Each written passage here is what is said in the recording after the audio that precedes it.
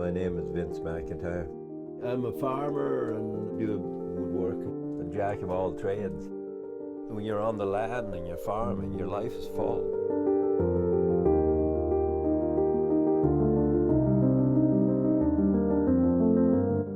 You know, when I hit my mid-40s, I decided, this work that I'm doing is totally meaningless to me. Going out there and putting 3 bags on and getting a bunch of money. I found this place by accident in 1979. 30 years later, still here. I've never been really big in doing stuff for myself. And it has to be bigger than myself. You might think that I spend a lot of time on my own, but I don't. I'm not fond of machinery and tractors and so on because it cuts out your communication with people.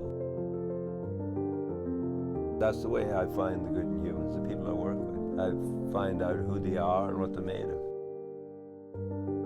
And I might seem harsh on people and hard on people, and I am, but I'm never going to be different because I demand your attention.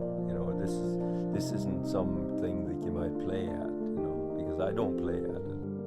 I figure working from the heart and working with a sense of freedom is, you gotta have the balance. You have to have the discipline to get up in the morning when you have to. I usually get up around between 5 and 5:30 and I make some breakfast. Then I go down to my field. I go and feed my cattle and my horses, and then plowing, cultivating, weeding. And every day is a bit different. I have this thing for traditional ways, not just to say, well, that's the old way.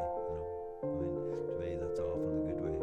I'm not going to get old gracefully. My favorite poem about getting old is Dylan Thomas. It's Rage Against the Dying of the Light. We have to learn stuff and stick with it.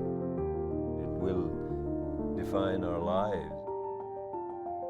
If you're doing it so you can learn to do it well and someday do it yourself, then it's worth your while doing it. You have the choice.